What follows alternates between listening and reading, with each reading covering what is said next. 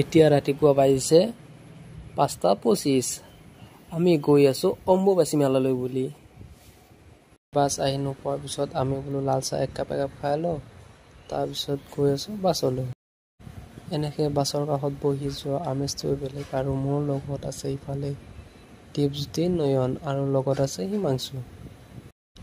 আৰু আমি আহি পাই গলো আমাৰ ব্ৰহ্মপুত্ৰ ব্ৰিজ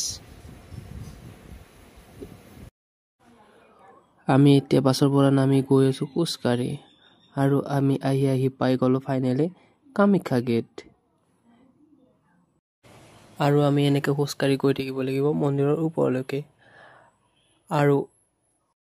ৰাস্তাত কাৰ্পেটটো পাই এতিয়া ইমান ধুনীয়া লাগিছে খোজকাঢ়া হেন নালাগে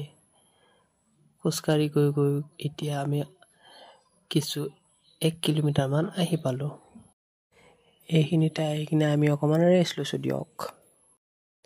এতিয়া ফাইনেলি পাই গলো আমি কামাখ্যা মন্দিৰ